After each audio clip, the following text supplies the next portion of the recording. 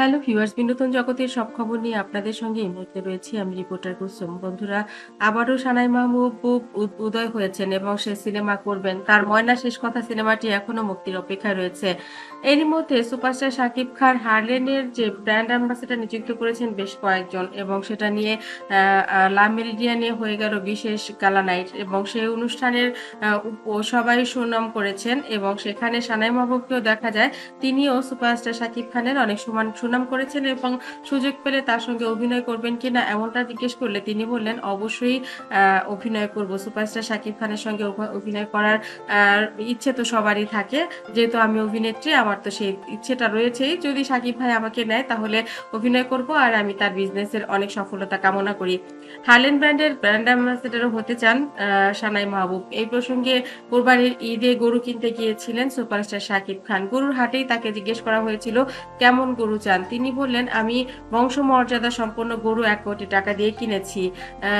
এটা তো সবাই জানে, সবাই দেখেছে। তো সানাই মাহবুবের কথা উঠতেই শাকিব খান কিছু বলেননি। সেইখানের যে সাংবাদিক ছিল তিনিই বললেন আপনাকে কি সানাই মাহবুবের বংশমর্যাদা নিয়ে কি বলবেন। তিনি বললেন আসলে সানাই ভুল করেছিল, সে ভুল করে একবার পর্দার আড়ালে চলে গিয়েছিল, উঠতি ছেলে মেয়েদের উশৃঙ্খল করে তুলছিল।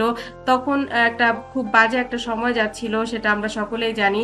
সে এক সময় কেঁদে কেটে হুজুর হয়ে পর্দার আড়ালে গেল, তারপর বিয়ে করলো। সবাই তাকে নিয়ে অনেক ভালো ভালো কথা বলছিল যে থাক, সমাজ থেকে একটা অপসংস্কৃতি দূর হয়েছে। আমরা অভিনয় করি, অভিনেতা, তাই বলে তো আমাদের তো কিছু জিনিস তো আসলে মেনটেন করতেই হয়। রুচির তো কিছু একটা ব্যাপার থাকে। এখন সবকিছু নিয়ে এলোমেলো হয়ে গেলে সেটাকে তো আসলে ঠিক করার ব্যাপারটা থেকেই যায়।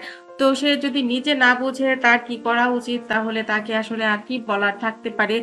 তাকে নিয়ে আমি আসলে কোনো মন্তব্যই করতে চাই না। শাকিব খান এটাই জানালেন। কিন্তু হলুদ সাংবাদিক যারা, তারা তো একটু রংচং মাখিয়ে কথা বলতেই পছন্দ করেন। আর শাকিব খানের নামটা জুড়ে দিলে তো তাদের ভিউ বাণিজ্যটা হয়। এ কারণেই শাকিব খান বলেছেন যে কুরবানির ঈদে একটা উচ্চ বংশীয় গরু কুরবানি দিয়েছেন, কিন্তু বংশমর্যাদাহীন গাভী হচ্ছে সানাই মাহবুব। এটা সুপারস্টার শাকিব খান বলেছেন। কথাটা একেবারেই সত্যি নয়।